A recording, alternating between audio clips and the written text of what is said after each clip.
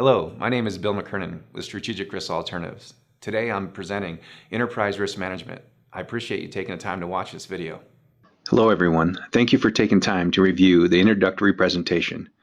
Today I'll be presenting the basics of Strategic Risk Alternatives Enterprise Risk Management program that allows business owners to manage risk more effectively by creating their own insurance company.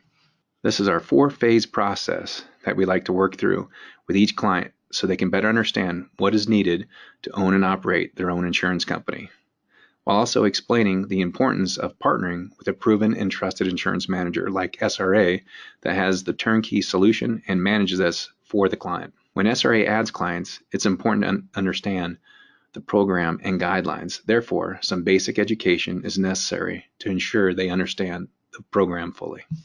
Before we begin, I'd like to draw your attention to these disclosures so I can keep the legal team happy.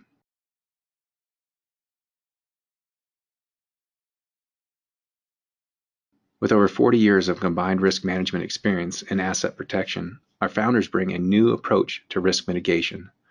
The two founders knew there was a better way to protect their clients' overall business health, but the cost with captive insurance solutions were prohibitive, and this is why so few businesses utilized 831B.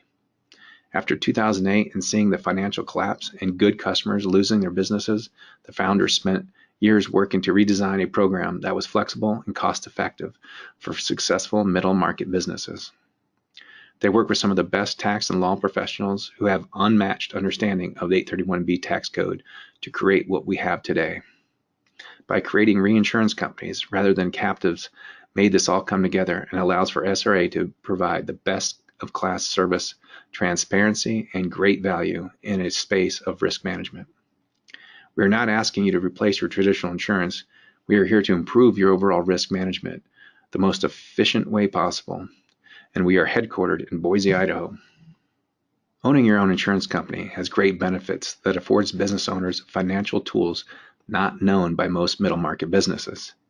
Other tax incentives encourage you to spend money, like line item 179, which encourages owners to buy more equipment. To us, this is risky behavior. With this program, you're able to write off the premium from your operating company to get coverage with policies that ensure cash flow. And lastly, after 1 year and 1 day, those premiums paid become surplus. All good insurance companies live and breathe off their surplus.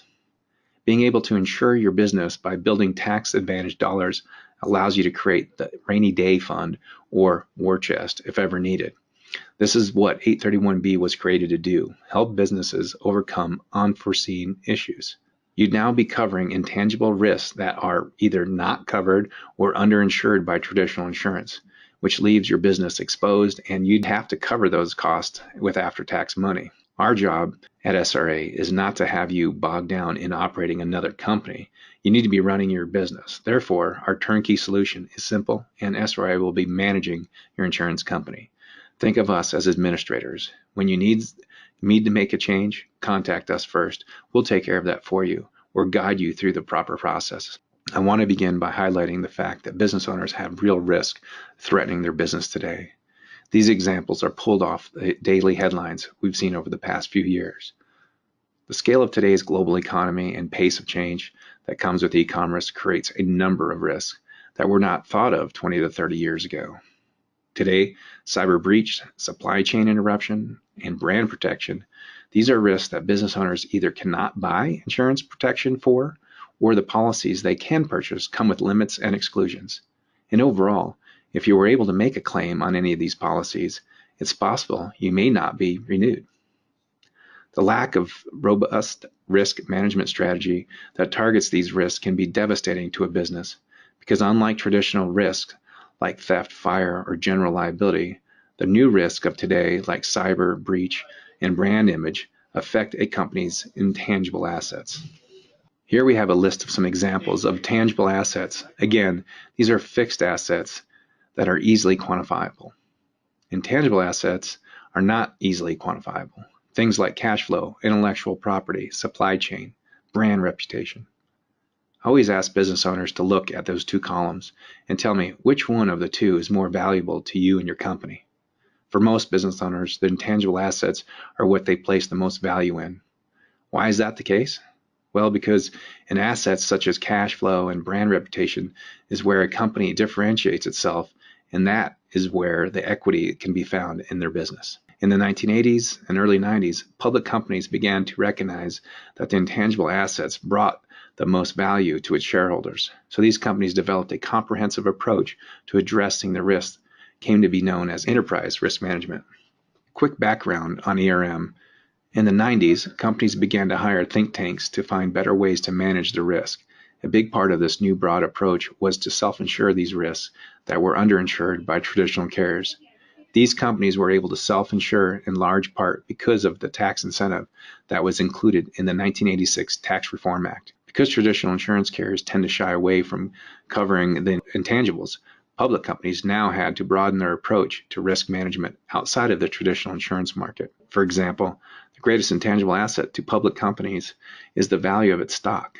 In the internet age, it no longer matters if a company has a great product, good marketing share, and brand loyalty, because if the CEO was caught doing something wrong and it suddenly went viral, the company's stock would take a hit. When that happens, there isn't an insurance policy to fall back on and recoup those losses.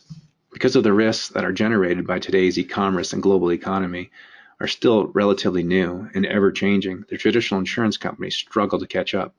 And when they start offering coverages, those are often filled with exclusions as well as limits that don't fully address the risk that exists. This broad approach of ERM allows company to identify and mitigate those risks. The 1986 Tax Reform Act introduced Section 831 of the U.S. Tax Code. This is the section of the tax code that companies began to utilize as part of its enterprise risk management program. And it's the tax code utilized by our firm to bring these same risk management tools to the middle market companies.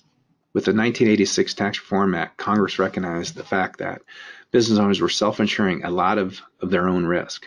America's farmers in particular were self-insuring their crop yield as the private sector began moving out of crop insurance. I should note that this was prior to the government's financial backing of crop insurance. The problem with self-insuring is that self-insured buckets of money are not recognized by the IRS as insurable premium and therefore not allowed as a deduction.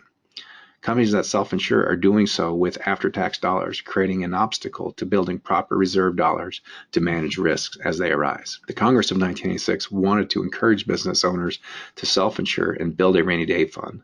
That being the case, Congress developed Section 831B of the Tax Code, which allows business owners to operate as a small property casualty insurance company and include an incentive to do so with the first $1.2 million of premium each year into the company not considered taxable. In 2017, Congress adjusted this amount upward to $2.2 million each year. Congress included that adjustment in the PATH Act of 2015 that was signed by President Obama and due to set inflation table that changed to 2.3 in 2018. In the 30 years since the 1986 Tax Reform Act, there have been many legal cases brought by the IRS against owners of these insurance companies, and the IRS has both won and lost cases related to small insurance companies.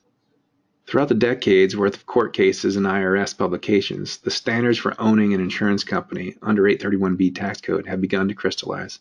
Our firm, in consultation with many attorneys and CPAs, now have a clear direction that in order to own an insurance company under 831B tax code, you must meet certain criteria that we call the four-part test. First part of the test is that there must be proper transfer of risk from the operating company to the insuring company.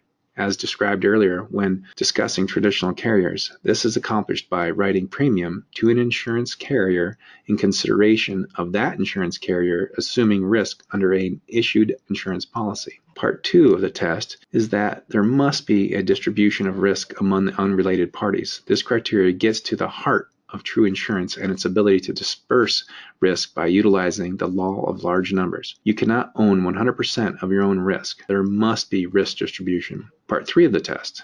The risk being insured must be fortuitous in nature. The risk being insured cannot be ordinary business risk, but a risk that occurs by chance or accident. Lastly, Part 4 of the test. The company must act just as any other traditional for-profit insurance company would. As an insurance manager for our clients, we ensure that our owners are adhering to this four-part test. We have an in-depth video explaining the four-part test in detail. I highly recommend you viewing that video to better understand the crucial part of owning your own insurance company. Our services, as you see, are from start to finish. From creating the new reinsurance company to annual renewals to documenting dividends, we are here to help manage every aspect of owning and operating an insurance company. Again, we understand you have a business to run. Therefore, as insurance managers, we manage your insurance company for you. Please visit our website for more information at strategicriskalternatives.com. On this site, we have additional resources, explainer videos, case studies, and links to our specialty products. Today's presentation detailed enterprise risk management. We also offer solutions for specific industries like self-storage, rental property, and dentists, and other products that address specific risks like self-funded employer health plans and custom warranty solutions. Visit our site for more information. Thank you, and have a good day. Thank you for watching the video today. For additional information, go to strategicriskalternatives.com.